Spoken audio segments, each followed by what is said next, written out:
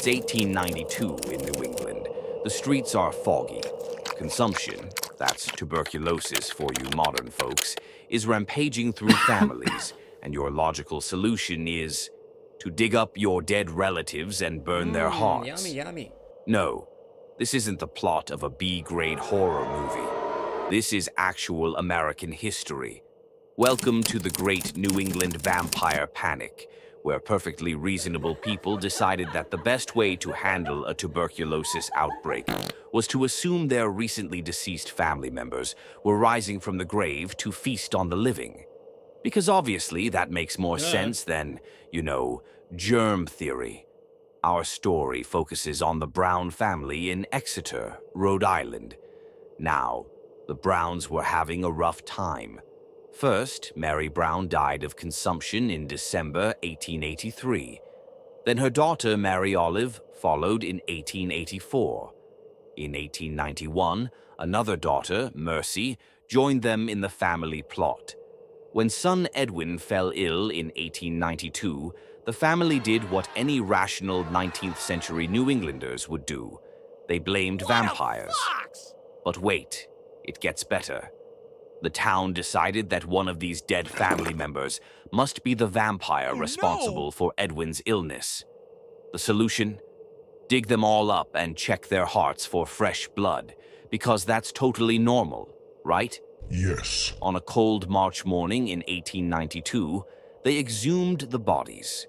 Mary and Mary Olive were properly decomposed, like good, respectable corpses should be. But Mercy... Oh, Mercy had some explaining to do.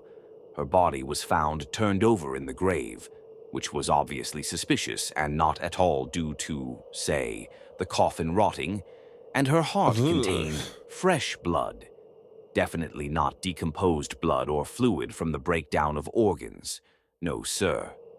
The townspeople did what any reasonable group would do when finding a suspicious corpse.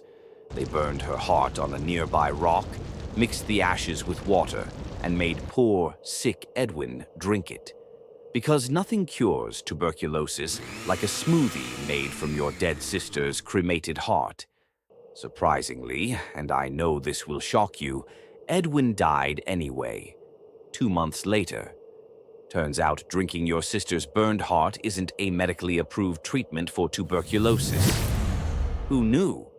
But the Browns weren't alone in their vampire hunting ventures. All across New England, families were digging up their dead relatives and performing similar rituals.